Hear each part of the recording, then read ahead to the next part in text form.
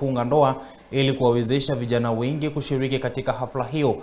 Wakizungumza baada ya kuhudhuria ndoa takatifu katika eneo bunge la Sabatia, askofu mkuu wa makanisa ya PAG Kenya Kenneth Mbalanya, mbunge wa Teso Mashariki Oku Kaunya, mbunge na mwakilishi wa kina mama kaunti ya Vihiga Beatrice Adagala, pamoja na aliyekuwa mbunge wa Sabatia Alfred Agoi, wameitaka serikali kushughulikia swala hilo ambalo linaonekana kuwa kero kwa vijana wengi. Hata hivyo, wametaka vijana hao kuishi kwa amani na wake zao baada ya kuingia katika ndoa.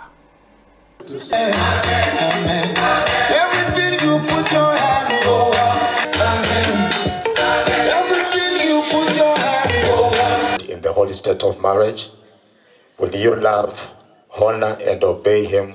And you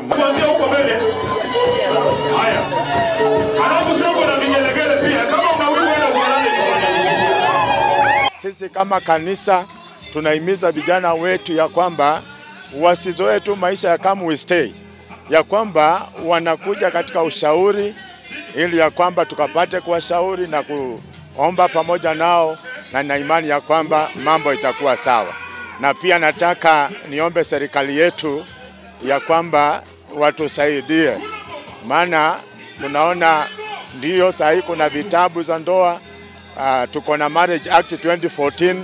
Tunaomba kabisa wasifanye masharti kuwa magumu sana, maana wakifanya masharti kuwa magumu watafanya vijana wetu wakose kufunga ndoa. Maana ndoa ni kitu cha muhimu sana katika kanisa, hata katika serikali yetu ya Kenya. Maana wakati unapotaka kusafiri, imefika mahali lazima utoe cheti cha ndoa. Kwa hivyo itakuwa vigumu sana kwa wale ambao wanataka kusafiri kama hawana vyeti vya ndoa.